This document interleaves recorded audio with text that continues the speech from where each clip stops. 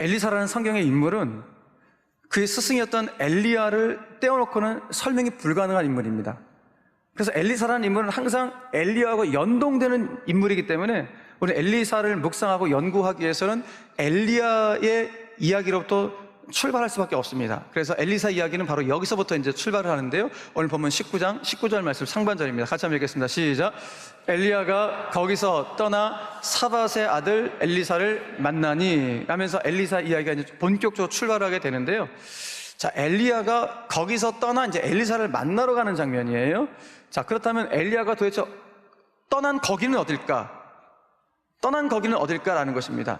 1장 하나장 바로 앞에 부분 보면 엘리야가 호렙산 굴 속에 있는 장면을 보게 됩니다. 자, 그러면 엘리야는 그 호렙산 굴 속에서 무엇을 하고 있었을까? 성경은 그가 그 굴 속에서 신세 한탄을 하고 있었다고 표현해주고 있어요. 자, 윗구절에 있는 14절 말씀 보니까 엘리야가 뭐하고 있었는지 보세요. 엘리야가 하나님께 대답하되 내가 만군의 하나님 여호와께 열심히 유별하오니 이는 이스라엘 자손이 주의 언약을 버리고 주의 제단을 헐며 칼로 주의 선지자들을 죽였으며며 오직 나만 남았거늘 그들이 내 생명을 찾아 빼앗으려 하나이다 라고 한탄하고 있는 거예요. 그러니까 엘리야의 한탄을 보세요. 하나님이 아시지 않습니까? 제가 하나님의 일을 하는 데 있어서 열심도 이런 열심이 없었잖아요. 유별난 열심을 가지고 하나님의 일을 감당했는데요. 그런데 제가 이렇게 복음을 증거하고 하나님을 전하는데 불구하고 저 이스라엘 백성들이 돌아오질 않습니다. 여전히 하나님께 등을 돌리고 있습니다. 심지어 하나님의 선자들을 죽이려고 하고 이제는 저조차도 죽이려고 합니다. 무엇보다도 이렇게 하나님의 일을 하는 사람들 중에 이제 저밖에 없습니다. 아무도 제 주변에 없고 오직 저만 남은 상태입니다 하면서 한탄하고 있는 그 호렙산 굴 속에 있는 엘리야의 모습을 우리에게 보여주고 있는 것입니다. 그러니까 엘리야는 본인이 열심히 하나님의 일을 함에도 불구하고 삶의 열매가 없는 것 같아요. 삶의 열매가 없는 거에 대해서 의기소침하고 뭔가 의욕이 상실된 그런 상태를 우리에게 보여주고 있는 것이고, 무엇보다도 나는 이렇게 열심히 주의 일을 감당하는데 나만 열심히 내는 것 같아요. 나만. 내 주변에 아무도 없는 것 같아.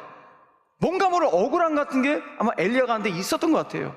여러분 교회에서 신앙생활 하시면서 열심을 내어 교회 아마 봉사하시는 분들 계실 거예요. 근데 봉사하시다 보면 가끔가다 이런 생각 들지 않으세요? 아니 수원자에게 봉사는 왜 나 혼자 다 해야 돼? 나는 그런 착각을 할 때가 분명히 있을 거예요.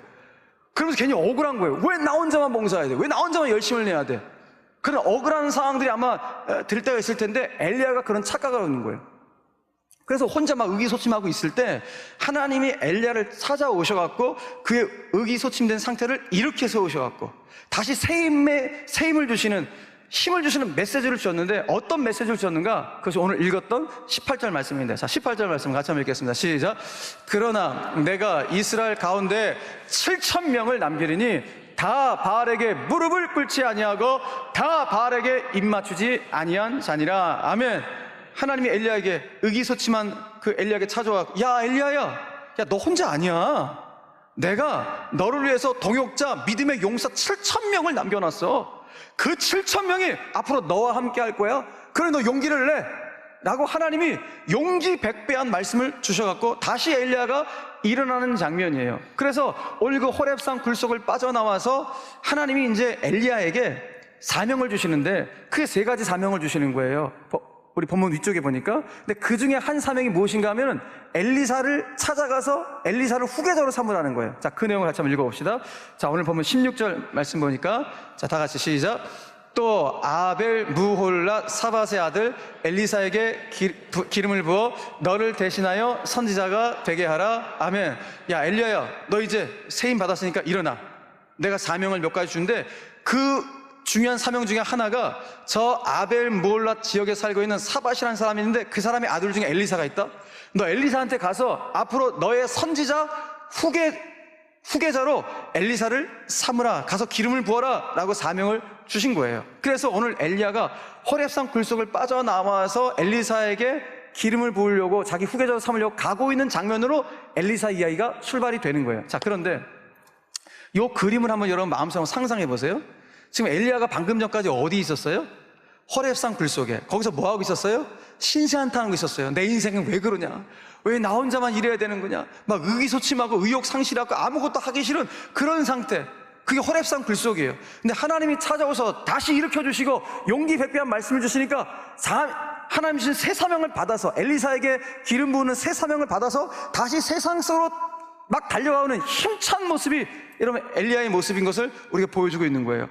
저는 이 모습 보는데 새해를 출발하면서 하나님, 오늘 엘리야의 이 모습이 저와 우리 성도들의 모습이 되게 해주십시오. 지난 한 해까지 우리가 신세 한탄했던 한 해였다면, 아유 내 인생은 왜 그럽니까? 왜 나 혼자만 이래야 됩니까? 의욕상실하고 의기소침했던 지난 한 해였다면, 이제 2025년 출발하면서 하나님, 우리에게 모두에게 새 사명 주십시오. 새로운 사명 주셨으니 그 새로운 사명 붙잡고 다시 세상 가운데 힘차게 달려갈 수 있는 엘리야의 모습을 회복시켜 주시옵소서. 이것이 오늘 저 여러분들 첫 번째 기도의 제목이 되길 간절히 바랍니다. 이런 모습으로 달려가야지만이 새로운 한 해를 맞이한 의미가 있는 것이겠죠. 달력 넘긴다고 새해를 맞이한 것이 아니라 이렇게 하나님 주신 새 사명을 받고 출발해야지만이 우리 2025년 새해를 맞이하게 되는 것입니다.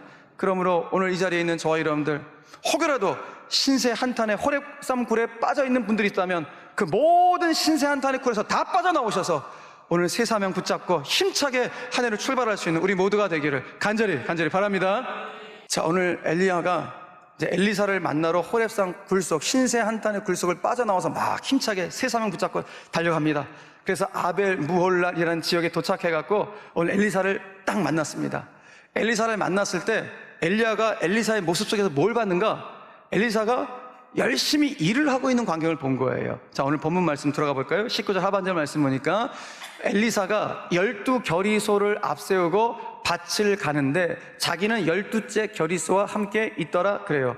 그러니까 엘리야가 엘리사를 봤을 때 엘리사 뭐 하고 있었다는 거예요? 자기 밭에서 열심히 성실하게 일을 하고 있는 장면을 본 거예요. 그러니까 뒤집어 말하면 지금 엘리사가 지금 엘리야를 통하여 하나님의 부르심을 받는 장면인데, 언제 하나님의 부르심을 받았다는 거예요? 엘리사가 자기의 일상의 삶 속에서 최선을 다해서 열심히 일을 하고 있을 때 하나님의 부르심을 받았다는 거예요. 이런 성경에 나오는 하나님이 사용하셨던 모든 인물들은 거의 보편적이고 공통된 모습이 있는데, 자기의 일상의 삶 속에 정말 최선의 삶을 살 때 하나님의 부름을 받는다는 거예요.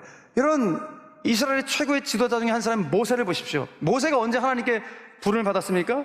그 미디안강에서 열심히 자기의 생활 속에서 양떼를 치고 있을 때, 성실한 생활인으로 살아갈 때 하나님 부름을 받은 거예요. 여러분, 예수님의 제자들이 언제 예수님한테 부름 받았습니까? 그 갈릴리 바닷가에서 열심히 어부의 일을 하고 있을 때, 신실하게 성실한 생활인으로 살아갈 때 예수님의 부름을 받은 거예요. 그러니까 성경을 통해서 우리가 보게 되는 모든 사람들의 보편적인 어떤 원리가 무엇인가? 아, 그렇구나. 하나님은 당신의 사람들을 멋있게 사용하시기 위해서 부르시는데, 어떤 사람 부르시는가? 늘 신세 한탄하는 그런 사람들 부르시는 것이 아니라 자기의 삶의 자리에서 정말 최선을 다하여 살아가는 그와 같은 사람들을 특별하게 불러서 사용하길 원하신다는 거예요. 그러므로 오늘 이 자리에 있는 우리 사랑하는 성도들, 한 해를 출발하면서 여러분 2025년도 여러분들 일상을 소중히 여기시고 그 일상에 누구보다도 최선을 다하여 성실하게 살아갈 수 있는 여러분의 삶의 터전이 되기를 간절히 바랍니다. 그래서 거기서 하나님의 부름을 받게 될 때, 저도 여러분들도 일상의 자리에서 최선을 다해 삶을 살아갈 때 모세처럼, 엘리사처럼, 제자들처럼 영광스럽게 부름받아 쓰임받을 수 있는 우리 모두가 되기를 주님의 이름으로 간절히 축원합니다. 자, 그런데 오늘 엘리사가 열심히 일을 하고 있는 장면을 보여주고 있는데, 엘리사가 밭을 갈 때요, 소가 몇 마리예요? 성경이 이렇게 말씀하고 있는데, 소가 몇 마리죠? 아까 봤던 말씀 보니까 12겨리소와 함께 있더라 그랬어요. 12겨리소. 소 한 겨리는 소 2마리를 의미하거든요. 멍에를 매는 거니까 소 2마리가. 그럼 12겨리소는 소 24마리예요. 그러니까 이 당시에 엘리사는 경제적으로 꽤 부자였던 그런 수준의 사람이었음을 알 수 있어요. 여러분, 사실 가진 것이 많은 사람일수록 하나님의 부름 앞에 예스! 라고 바로 응답하기가 사실은 그렇게 쉽지 않아요. 이 가진 것을 내가 뭔가를 내려놓고 내가 하나님을 우선순위로 섬기면서 살아가겠다고 한다는 거 결코 쉬운 일은 아니에요. 근데 엘리사는 오늘 하나님의 부름 앞에서 그 모든 것들을 내려놓고 오늘 엘리야를 따라가는 장면을 보여주고 있는데, 이게 굉장히 도전적이고 주목할 만한 모습이죠. 여러분, 그래서 오늘 엘리야의 찾아온 엘리야한테 결단을 하게 되는데, 이 결단하는 모습이 굉장히 멋있어요. 자, 오늘 엘리야가 엘리사를 찾아와서 이러한 행동을 보였어요. 자, 한번 보세요. 19절 하반절 말씀. 19절 하반절. 다 같이 시작. 엘리야가 그리로 건너가서 겉옷을 그의 위에 던졌더니 그가 소를 버리고 엘리야에게로 달려가서 아멘. 자, 이 당시에 말씀 잠깐 띄워주세요. 이 당시에 누군가한테 자기의 겉옷을 벗어서 이 사람한테 싹 던진다고 하는 것은 어떤 의미인가 하면요, 앞으로 너는 나의 후계자가 될 것이야.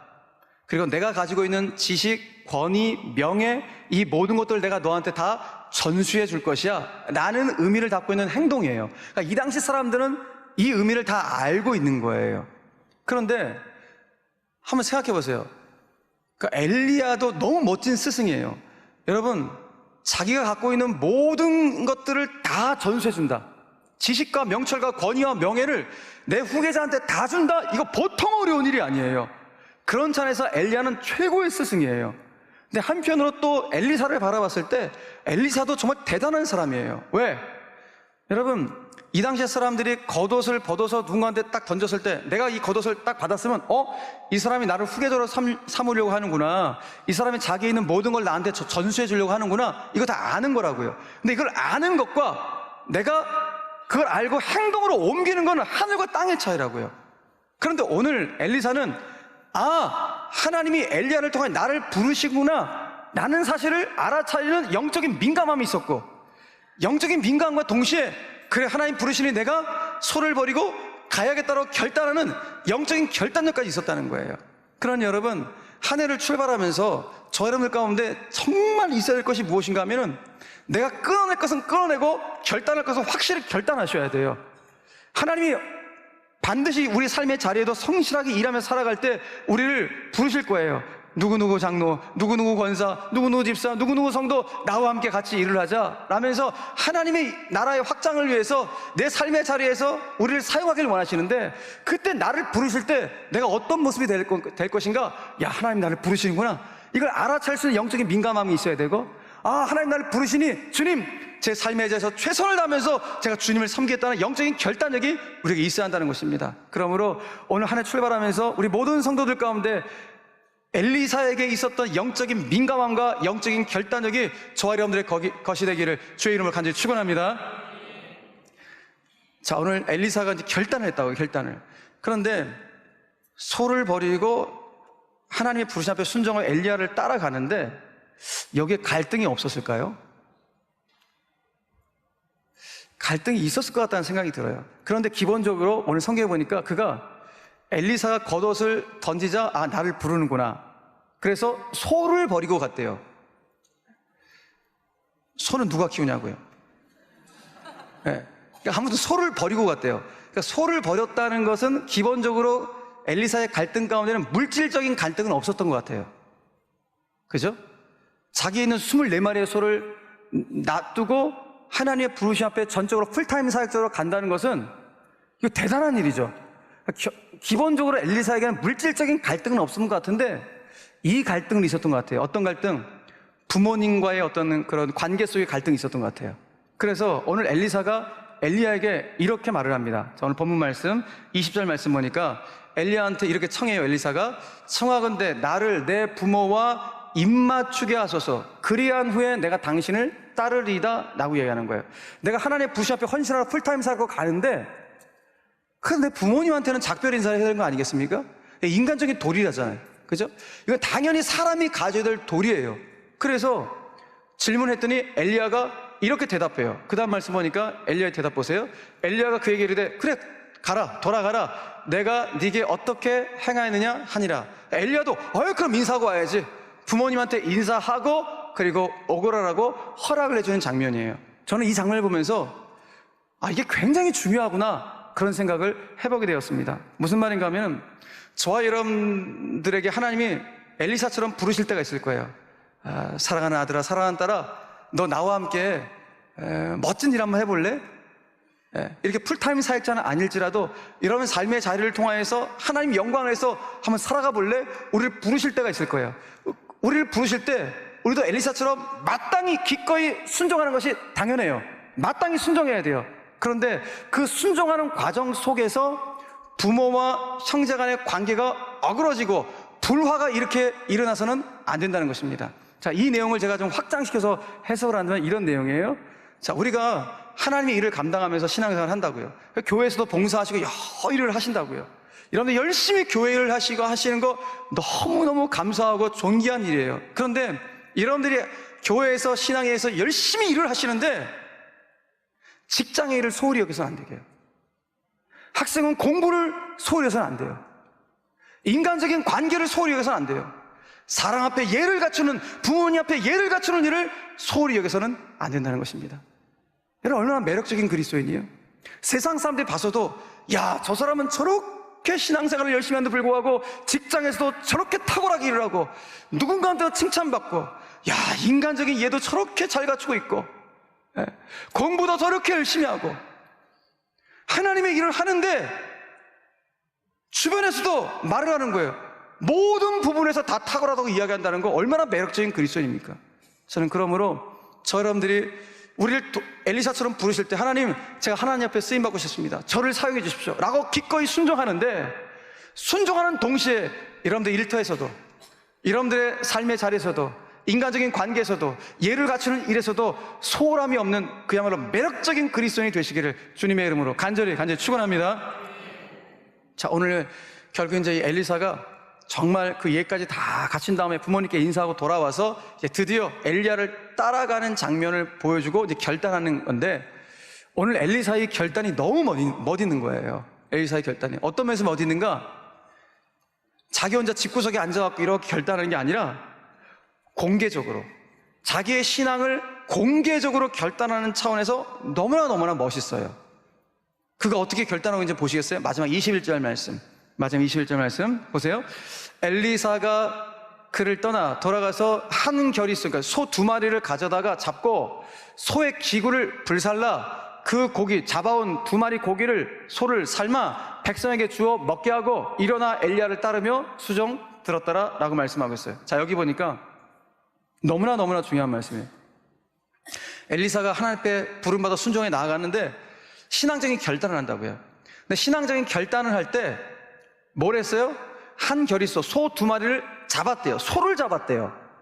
저는 이게 도대체 소를 잡았다는 게 무슨 의미일까 너무 궁금했는데, 제가 히브리 단어를 보니까 자바흐라는 단어가 구약의 희생 제사를 의미하는 단어예요. 아, 그렇구나. 그러니까 엘리사는 하나님의 부름을 받고 신앙을 결단할 때 가장 먼저 하나님 앞에서 뭐 했다는 거예요? 제사를 드렸다. 다시 말해서 하나님 앞에 예배를 드렸다는 거예요. 예배를 드리면서 자기의 신앙의 결단을 하나님 앞에, 그리고 자기 스승인 엘리 앞에 공개적으로 결단하고 있다는 거예요. 그래서 뭘 합니까? 그 소의 기구, 그 멍에를 불살랐대요. 이 말은 뭐예요? 내가 뒤돌아서지 않으리. 내가 믿음의 길을 걸어가는 거, 신앙의 길을 걸어가는 거, 예수의 사람 되는 거, 내가 뒤돌아서지 않으리. 결연한 의지를 보여주는 것이고, 또 세 번째 뭐 하고 있어요? 그 2마리 소 잡아온 거를 어떻게 해서? 삶아갖고 자기가 먹어요? 아니, 백성과 가족들에게 주어 먹게 하여 배불리 먹게 했다는 거예요. 이 말은 뭡니까? 앞으로 저의 사명은 많은 백성들을 영적으로 배불리 먹게 하는 그런 사역을 감당하겠다는 그런 사명의식으로 고치되어 있는 그런 신앙의 결단을 하고 있는 것을 보게 된다는 것입니다. 여러분들 신앙의 여정을 걸어가시면서요, 때때로, 아니 자주 공개적으로 신앙을 결단할 것이 굉장히 중요해요. 가족들 앞에서, 영가족들 앞에서, 하나님 앞에서 공개적으로 신앙 결단하는 것은 너무나 소중한 일이에요. 끊어낼 것 확실히 끊어내고 시작할 것 확실히 시작하며 결단할 수 있는 그런 축복의 하나가 되기를 간절히 바랍니다. 그래서 여러분들 신앙의 결단을 하면 할수록 내 신앙은 더욱 단단하고 깊어져야 되고, 여러분들 헌신은 더욱 기쁨과 감사와 열정이 넘쳐나셔야 돼요. 올 한 해가 그런 은혜가 넘쳐날 수 있는 복된 한 해가 되시기를 주님의 이름으로 간절히 축원합니다. 말씀 뵙겠습니다. 2025년 을사년 새해가 출발했습니다.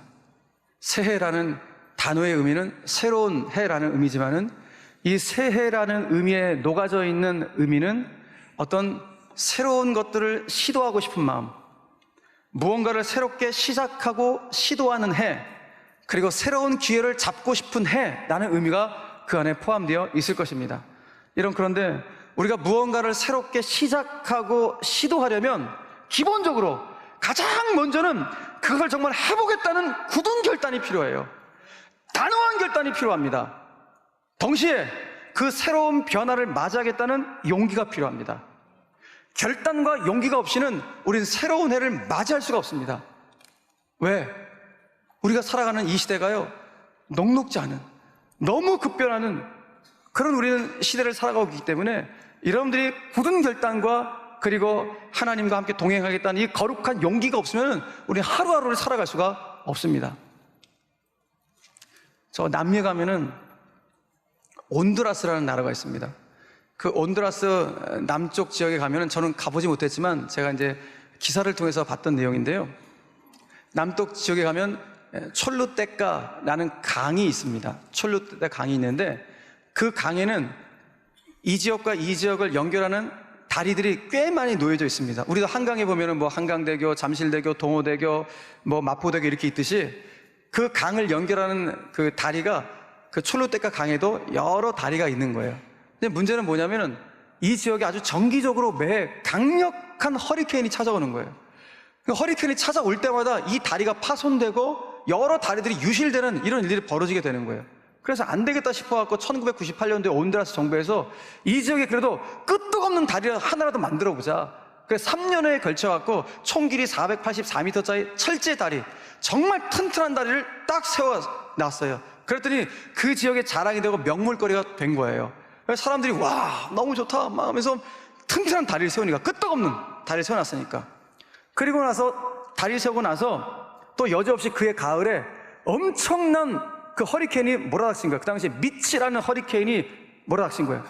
아이고, 이 엄청나게 큰 이 허리케인의 바람과 이 폭우 때문에 거기 있는 여러 다리들이 연해와 똑같이 유실되거나 파손되는 일이 벌어진 거예요. 그런데 요번에 세운 484m짜리 철제 다리는 끄떡없이 버티고 있는 거예요. 그 사람들이 우와 너무 좋아하는 거예요. 야 역시 잘 세웠다. 사람들이 막 환호하는 거예요. 그런데 예기치 못한 일이 발생된 거예요. 어떤 일? 그때 불어닥친 허리케인 미치가 너무 강력해갖고 강 주변의 토사의 물줄기의 방향을 바꿔놓은 거예요. 그래서 강의 옆에 있던 토사들이 넘쳐와갖고 강을 덮어버린 거예요. 토사들이.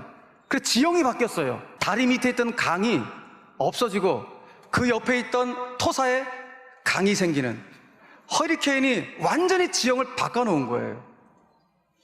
그러니까 저 멀쩡한 다리, 튼튼한 다리, 와 끄떡없다 했던 그 다리가 완전 무용지물 고철덩어리가 되고 만 거예요. 여러분, 지금 우리 살고 있는 시대, 너무 급변하는 시대, 하루하루가 정말 어떻게 돌아갈지 모를 정도로 따라가기가 바쁜 그런 시대를 살아가고 있습니다. 이런 시대 어떻게 지형이 바뀔지 몰라요. 순간순간 지형이 바뀌는데 현실에 안주해서는 안 됩니다. 과거에 사로잡혀서는 안 됩니다. 우리가 새롭게 시작하되 과거의 것으로 새롭게 시작해서는 안 됩니다. 오늘 이 시대에 주시는 통찰력과 지혜를 가지고 하나님과 함께 동행해야지, 과거에 사로잡히거나 현실에 안주하면 겉은 멸정하다고요. 저 철제다리처럼 딱딱하고 멀쩡하다고요. 그런데 아무런 기능을 하지 못하는 쓸데없는 다리, 고철덩어리밖에 되지 않는 그런 인생 될 수밖에 없다는 것입니다. 그러나 여러분, 올 한해 출발하면서 주님, 제 인생 현실에 안주하지 않겠습니다. 저 과거에 사로잡지 않겠습니다. 이렇게 급박하게 돌아가는 시대 속에서 매 순간순간 하나님께 기도함으로, 지혜를 구함으로 하나님께서 내 인생의 지형을 바꿔주십시오. 정말 여러분, 우리 삶의 모습이 허리케인 같은 일들이 너무 많이 벌어지잖아요. 엄청나게 큰 허리케인 같은 사건들, 속도도 엄청나고, 그렇게 변화무쌍한 이 세대를 살아가면서 하는 저는 주님 없이 살아갈 수 없습니다. 저의 인생의 지형은 하나님께 달려있으니 그 순간순간 하나님 붙잡고 나아갈 때 하나님 그때그때 내 모든 삶의 부분들을 대처해 갈 수 있도록 주여 길을 여시고 길을 내어 주시옵소서. 주님만이 내 인생의 길 되신 줄 믿습니다. 이 고백을 하면서 한 해를 출발할 수 있는 우리 모든 성도들 되기를 주님의 이름으로 간절히 축원합니다. 그러므로 결단할 것 결단하셔야 돼요. 내가 과거의 것들, 안 좋았던 거, 하나님 기뻐하지 않았던 것도 끊어낼 것 과감히 끊어내시고 새롭게 출발하시면서 하나님 현실 안주, 너 과거에 살핀 건 너!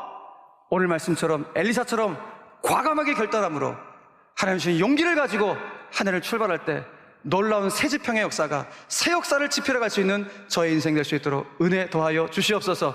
이것이 모든 교우들의 오늘 말씀이 되기를, 또 기도의 제목이 되기를 주 예수 그리스도의 이름으로 간절히 축원합니다.